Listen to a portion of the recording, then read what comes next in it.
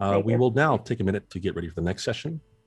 Our next topic is on flight data collection and analysis and trending for safety assurance from Mr. Tom Huff from our platinum sponsor, Gulfstream Aerospace. Tom is also joining us from the East Coast, US.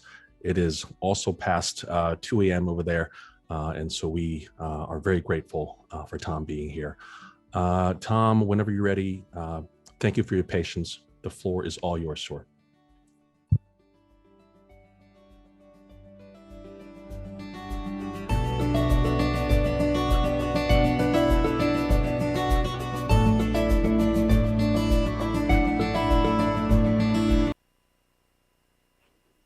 Well, greetings, everybody.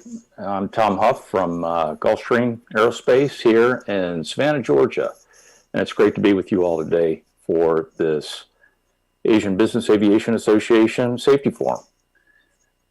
Really great presentations by Joanna. Really appreciated her comments about implementation of safety management system and the challenges. And I'd like to key on trust and leadership and culture, especially for what I'm going to brief here, and that is flight data monitoring, which would be supportive of your safety assurance efforts and that component of your safety management system.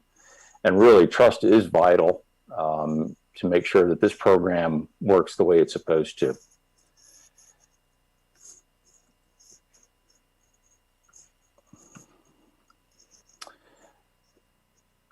I also appreciated Chairman Sumwalt's comments at the kickoff for the session today about flight data monitoring. And this was a comment from Steve Dixon, our current FAA administrator, about successful safety management system and using flight data to help your proactive safety efforts. This has been talked about over and over again, but these are one of the things that become a bit challenging, because if you don't have trust that the system is going to work the way it's designed, then you're not going to get the support in the program that you'd like to have. Just a couple of quick definitions here so that we're all on the same page here. You've heard FOQA, which is Flight Operations Quality Assurance. CFOQA, which came after commercial FOQA, is just corporate FOQA. FORMS, Flight Operations Risk Management System, is Gulfstream's branded version of FOQA. And Gulfstream was one of the first, if not the first, to provide a manufacturer FOQA program. To collect the data off the airplane, we have a quick access recorder, sometimes referred to as a micro QAR. And in the more modern aircraft, we have aircraft health and trend monitoring systems, which look at far more data that comes off the airplane. And the unit is simply the physical box that captures all that data. And then from the human reported information side, I wanted to touch on ASAP, or Aviation Safety Action Program. And this is a very powerful tool for the human reported safety data.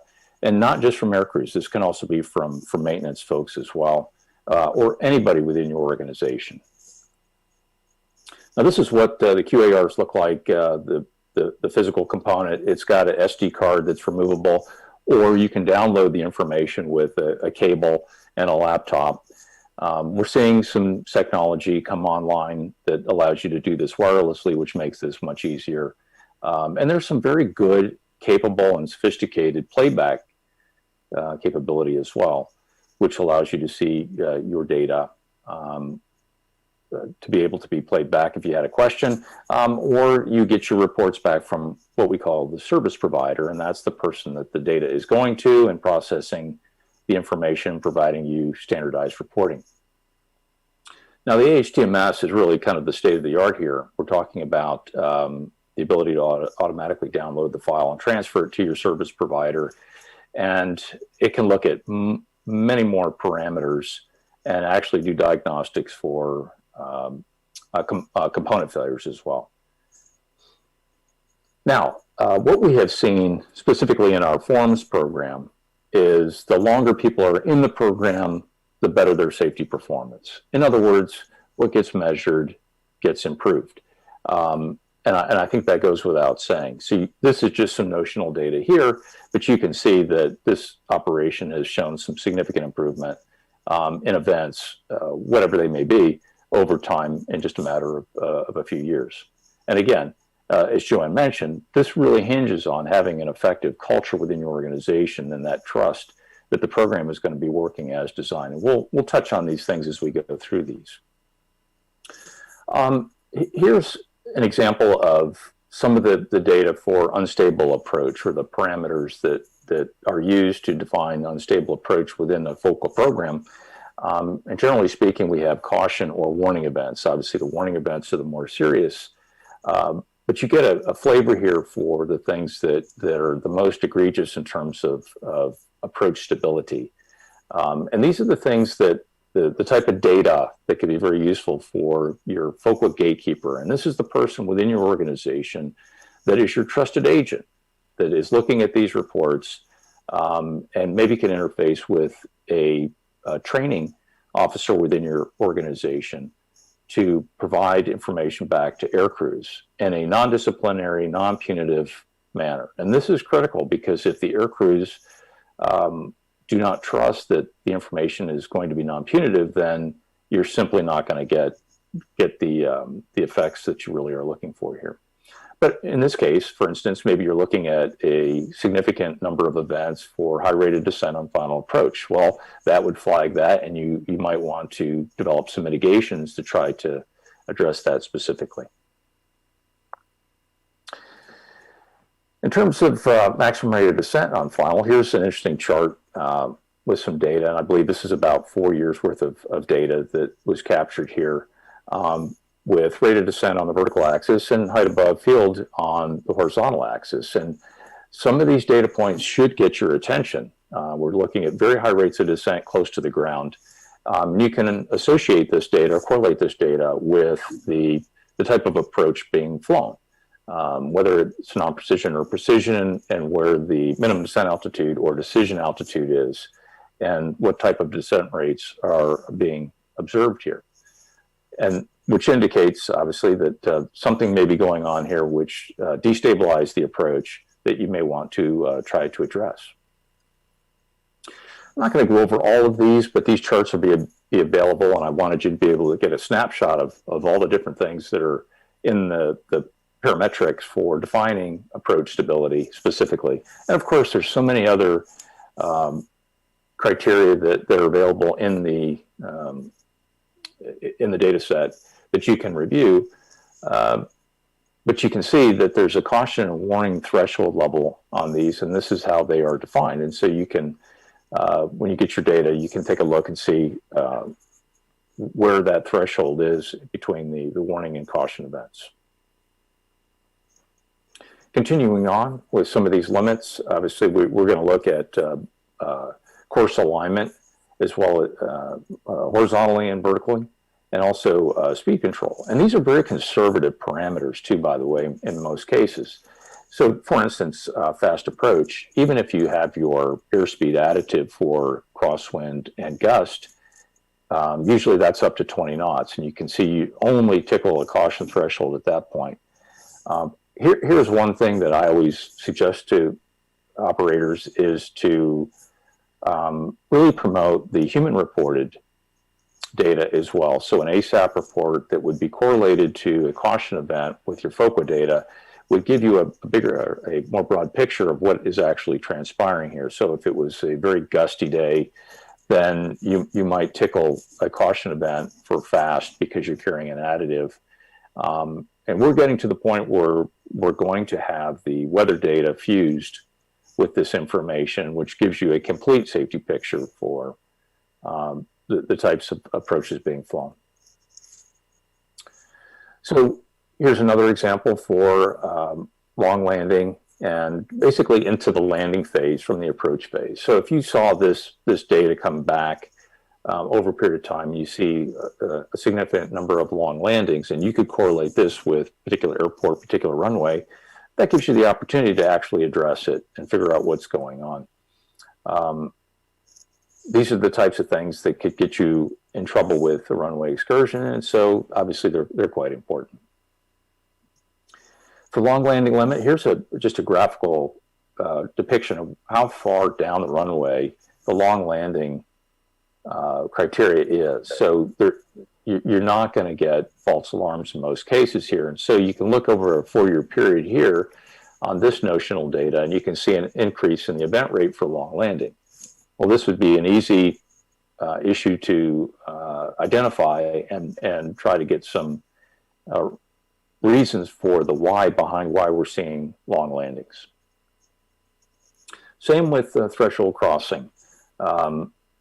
Obviously, depending on the approach and the runway, there is some variance in the threshold crossing height for different approaches, but that's all accommodated. And so when you see this type of trend, then this gives you something to work with. It's a data-driven approach to try to specifically address some of these concerns that would potentially cause issues with destabilizing the landing itself.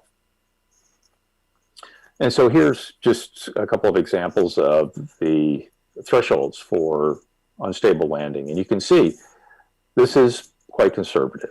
So trying to find out the why behind why we're landing as long as we are, if we're having that problem, or why we're not at the appropriate threshold crossing altitude, would be something that the gatekeeper could look into. So here again is another data set that you might see, and that's altitude at threshold versus the distance from the threshold. And some of these outliers are quite startling on this data. And this would really cause some alarm if you were really seeing some of these outlier data points and want to get to the bottom of that. But again, you have to do it in that non-punitive way and as part of your investigative work and the work that your gatekeeper would do as the trusted agent. But this would give you a visual depiction of where the data is falling and where the areas would lie. So here's some more flight operations events that I wanted to briefly talk about. We implemented a new data parameter in terms of the flight control checks. Now, Chairman Sumwalt mentioned the Bedford G4 accident where the crew attempted to take off with the gust lock engaged, and the QAR data that was recovered showed that over the course of 170 plus flights, there were no or just a couple of flight control checks completed. And so the NTSB had a hunch that this may be more prevalent than just the Bedford crew, and they were correct. We actually did a project on this, and I'll show you a chart here in a second. That news wasn't good, but it's gotten better. And again, what gets measured gets improved. So now you have this parameter to look at in your data set, and crews are paying more attention to it now.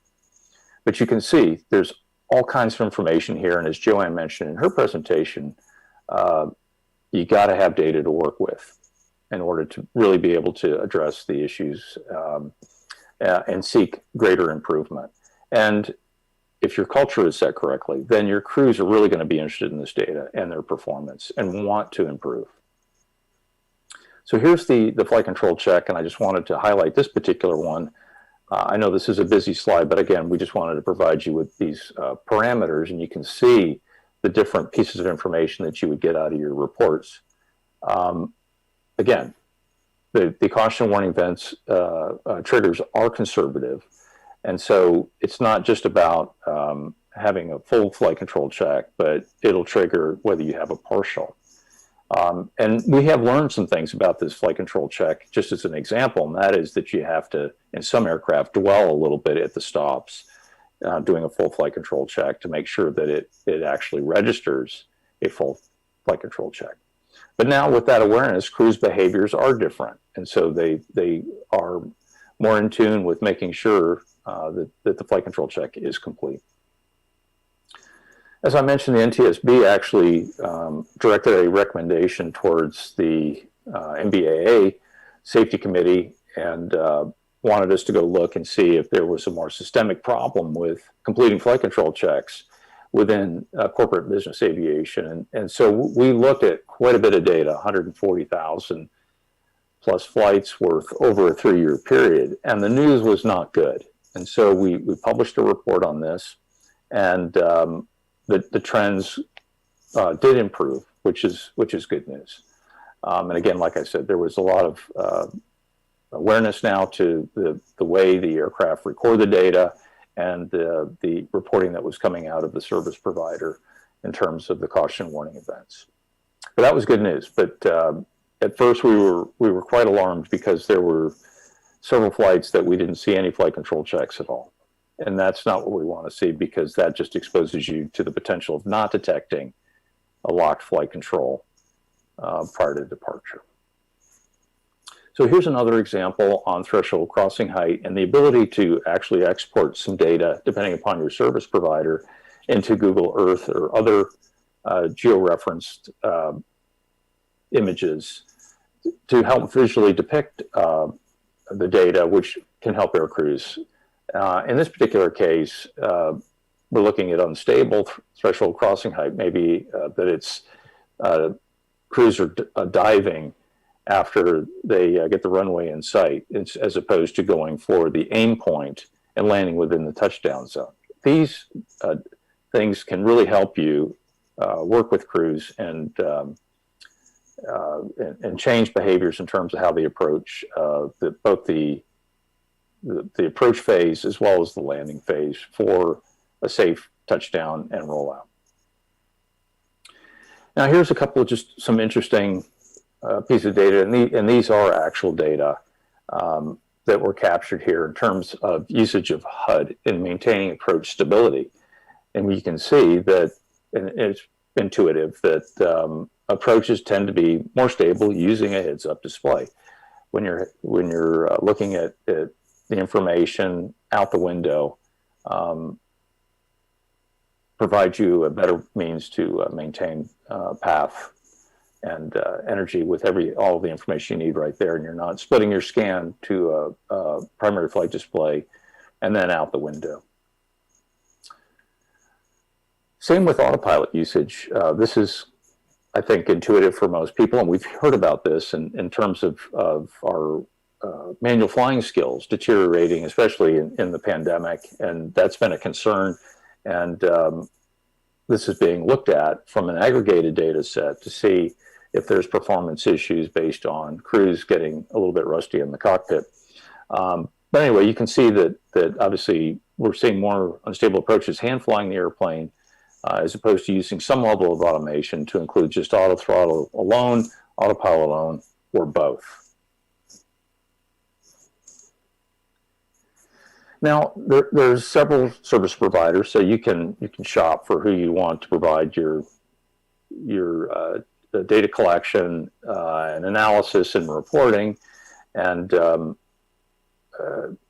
many of these can handle multiple airplanes and multiple airplane types. So the other thing too that I always encourage operators is to engage with the service provider if you have ideas for the types of parameters you want monitored. And many service providers will actually tailor the reports for you. And moreover, they will actually change the caution and warning levels if you like. Now, just a bit of caution with that, in that that makes it a little bit more challenging than to compare apples to apples if you're looking at your operations against like airplanes and like operations. At the very beginning, we talked about human-reported safety data and correlating that information to your digital data. This is really quite powerful. So here in the States, we have the Aviation Safety Action Program. There's also an air traffic control version of this, and that data is coming in. And this is very helpful, not just for the classic altitude bust or, a lateral deviation and a quote-unquote get-out-of-jail-free card for air crews if they think there's going to be a deviation reported against them by air traffic control. Yes, it's good insurance policy. To me, it's a no-brainer. You should have it. But that's really not the real intent here. It's really about collecting that safety information, as Joanne mentioned, so that you have that intelligence to work with. And then you have a better picture, a clear picture of what's really happening, not just the what, which is generally speaking what you're getting with your digital data. But that gives you the ability to do that trending, as I mentioned. wanted to mention the aggregated data and the fusion with other sources. Here, the FAA has a program called the Aviation Safety Information Analysis and Sharing Program, a very, very powerful program, both on the commercial and corporate side. We have, I believe, over 130 corporate operators now that are involved in the program. And basically, all you are doing is electing to have your data forwarded to ASIAS to aggregate with all the other operators that are participating voluntarily. And we're getting very, very powerful information. And this information is used to actually change arrival procedures, approaches, looking at hotspots around metroplexes. There's all kinds of information that we can use to actually improve the system as a whole. There has been zero data privacy or security issues with these programs. So that's one of the things that you hear a lot about besides cost with doing a FOCA program is data security and privacy, and that has not been an issue. So again, if you are following Joanne's advice about how to implement your safety management system, and you have the culture set correctly, you have leadership support, top-down support for your safety management system, then FOCA will be a very powerful tool in your safety assurance kit as part of your SMS. With that, just wanted to quickly put a plug in for technologies, and obviously this will aid in safer operations. It's not directly related to flight data monitoring, but at the beginning, there was a Gulfstream video that was played that showed our new Symmetry flight deck with some of the features that we think really add to safety. Active control side sticks, so both left and right pilots know what each other are doing.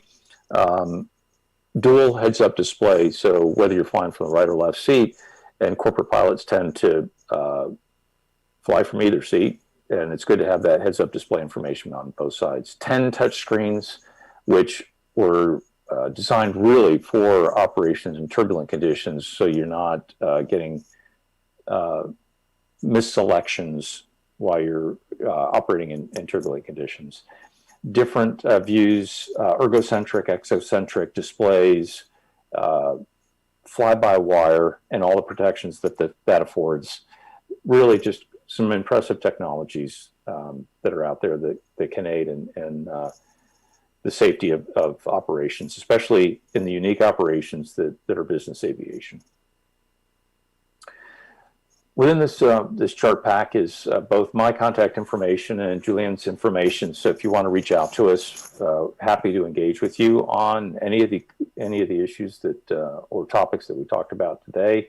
I'm always eager to talk about safety management systems and the challenges in implementing safety management systems, but Joanne pretty much hit it right out of the park. So I think that was a good compliment to this presentation, because those elements, as I've mentioned, are so very critical. That trust in the system to work as designed to get the safety benefit that you're looking for is so critical. But with that, I'd like to thank AsBAA for the opportunity to present today and turn this back over to Anthony. And I think he's going to queue up a few questions, if you have any, that I'd like to tackle.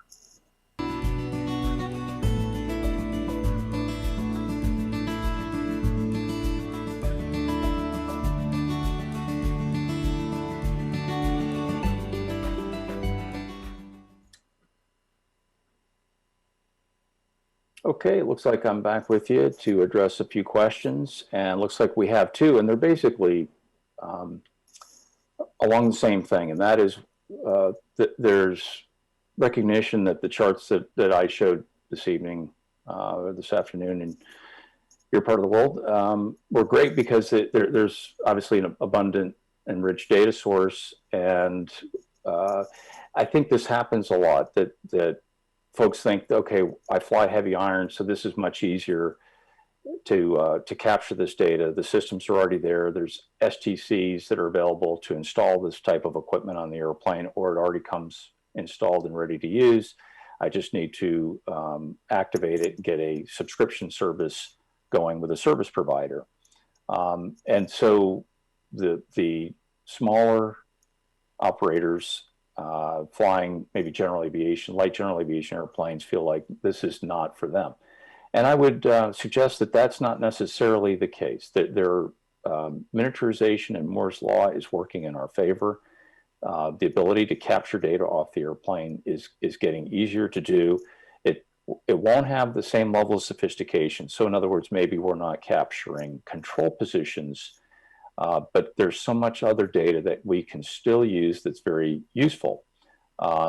Even what they call breadcrumb type of data loggers are available to include using just an iPad in your Cessna or Piper, your light general aviation airplane.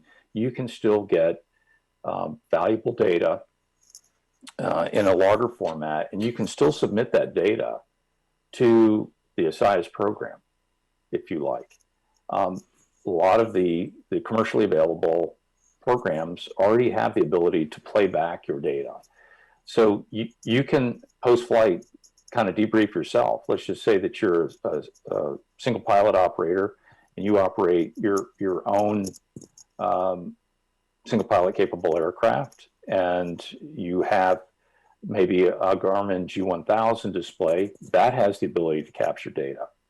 And you can download that and put it into a system and play it back on your own desktop computer.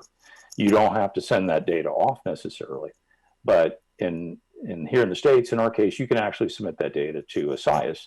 And in fact, there are several universities that are currently doing this with their light general aviation fleet, Cessna 172s, Piper Warriors, and that data is going into a larger aggregated data set. So yes, I know that there is some frustration out there that maybe there's not systems available for light general aviation or the smaller business aviation consumer, but we're getting better.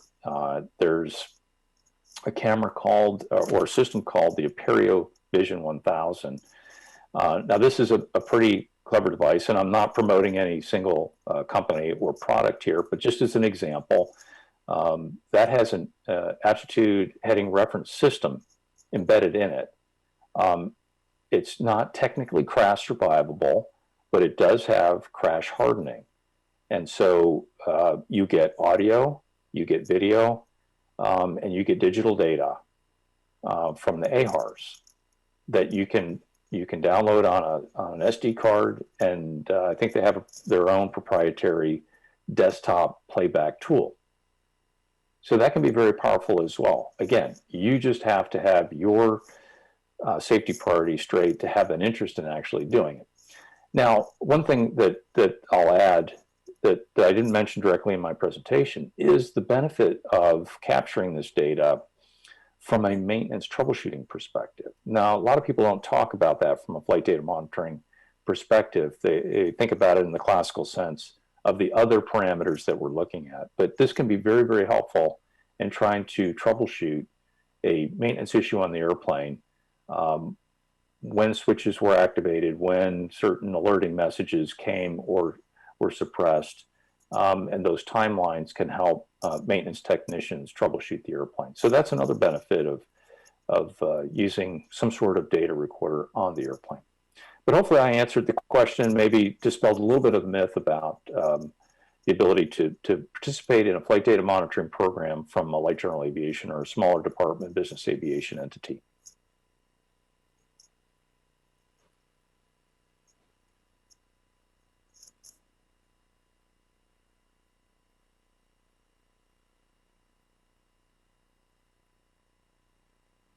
I guess we'll go back to Anthony because I'm not seeing any other questions come in the chat. Okay.